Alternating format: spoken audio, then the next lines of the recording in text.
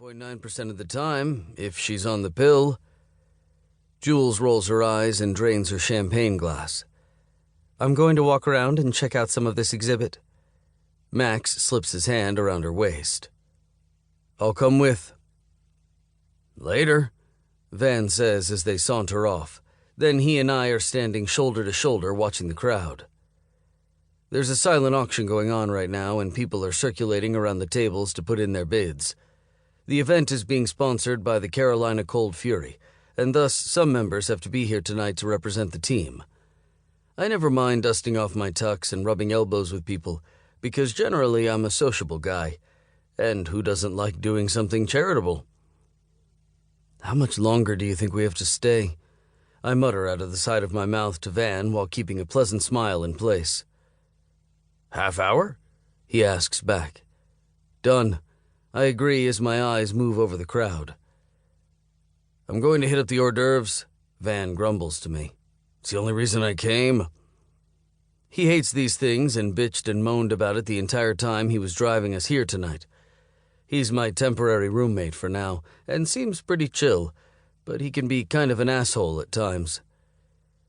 My eyes move from Van's retreating back to sweep the room, and that's when I see her. Going back to that statistical improbability about getting laid, I'll clarify that only holds true if the woman is single, as I don't mess with married ladies. I see no ring on her finger, which is the first place I look.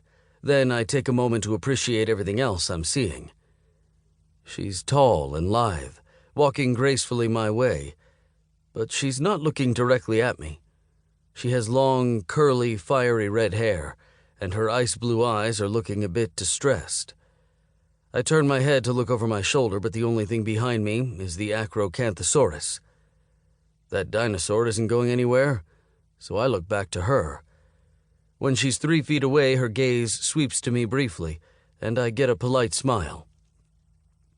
Then, to my surprise, she walks up to the exhibit, which sits raised on a tiled dais, and pulls up the skirt of her black evening gown. It's simple but form-fitting with thin straps, exposing light freckles spread across her shoulders. They match the ones over her nose and forehead. I'm not normally a freckle dude, but her skin is like creamy porcelain, and her facial features are damn near perfect. She's the type of woman who doesn't need makeup. Her face alone is the beauty, the freckles only enhancing it.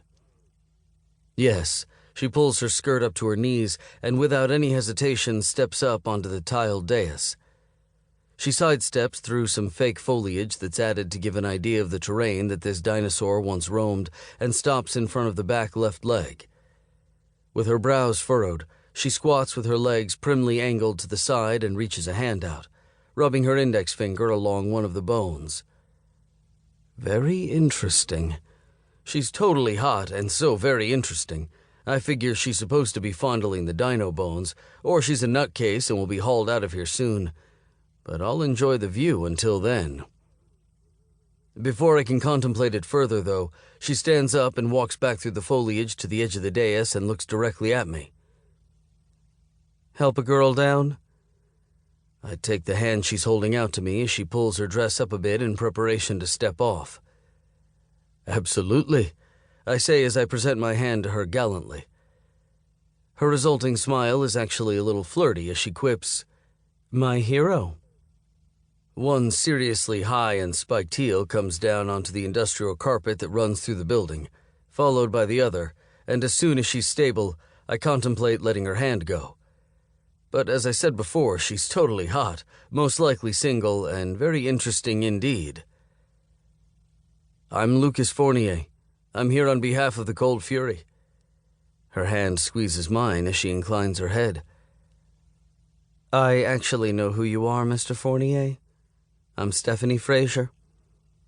Still holding her fine-boned hand with the softest skin, I ask, And you were molesting that dinosaur because... Stephanie's laugh is bold and infectious as she tips her head back, making her flame-colored curls spill farther down her back. When she looks back to me with sparkling eyes, she says, I thought I saw Nick. My eyes cut over to the skeleton and back to her in confusion. Nick? I'm the director of...